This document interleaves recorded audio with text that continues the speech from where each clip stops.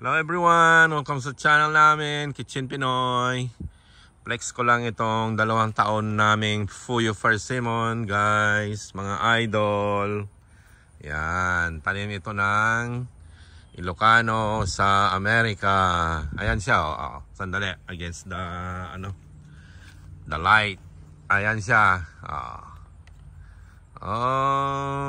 May model pa doon, ha.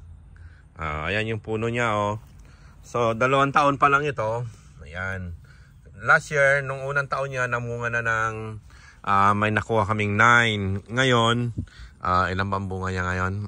Marami ngayon. Ayan, 3. Nakakuha na kami ng 2 rito eh. Kinukuha na namin pag nagyelo na ng konti. 5, 7, 8, 9, 10, 11, 12, 13, 14, 15, 16, 17, 18, 19, 20, 21, 22, 23, 24, 25, 26, 27, 28, almost 30 kasi nakakuha na kami ng 2. Ayan diba? Ito 5 bumabagsak na yung bunga niya. Fuyo ang pangalan nito. Ayan.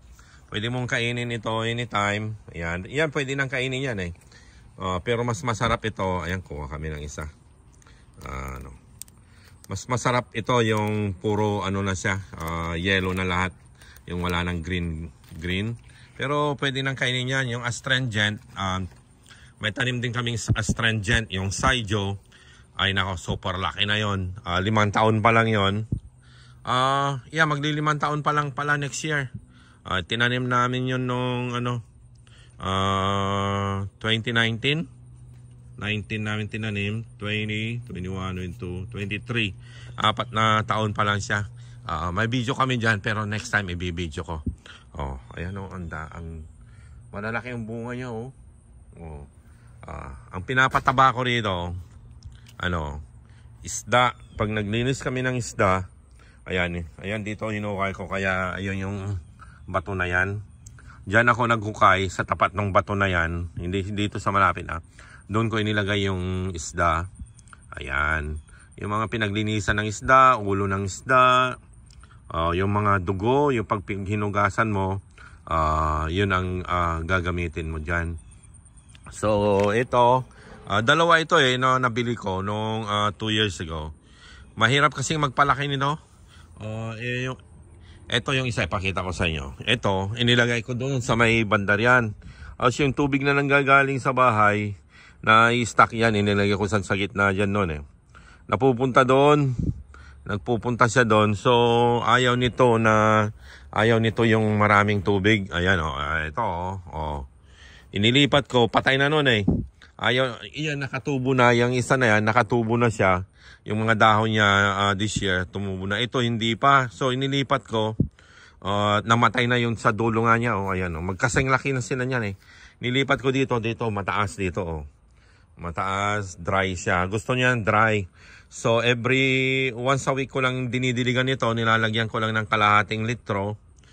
Yan din, kalahating litro lang yan. Ayaw niya yung namamatay ang roots niyan pag masyadong maraming tubig. Yung araw-araw mong dinidiligan yan, mamamatay yan. So ito, ayan, nakasurvive na siya Ang mahalan nito ngayon, siguro mga 100 na. 89 ang bili ko nito noon Itong isa na to. Kahit din yan, 2 na yan. So yung bumili din ako last year ng isa pa, kasama ko yung kaibigan ko. Yung kaibigan ko, ang lalaki na rin yung sa kanya. Ganyan na rin na halos ganyan. Nabuhay sa kanya, gaganda na yung sa akin. Hindi ko na itanim agad. Namatay din. Nasa paso. Namatay nung winter time. Kamali ako doon. So, sensitive ang mga to.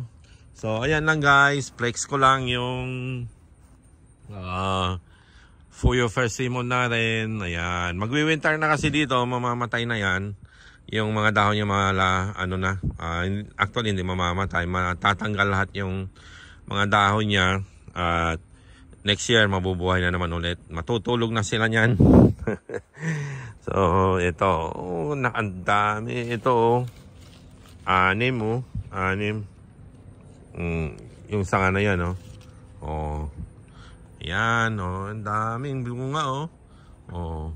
Sobra-sobra na yan, ha, sa isang puno na ganyan. 2 taon na Fuyo Persimmon. Grabe, oh. Oh, nandito na sa tabi ng kalsada, oh. Ayan, oh, may saging din kami. Binigay ng kamag-anak namin yan noon, eh. Ayan. Oh. Ang gandang tignan, no?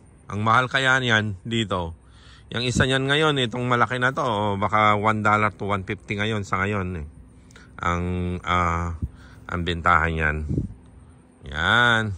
Thank you, guys. Like and subscribe na rin sa channel natin kung gusto niyo yung mga content natin dito. Paki-share na rin.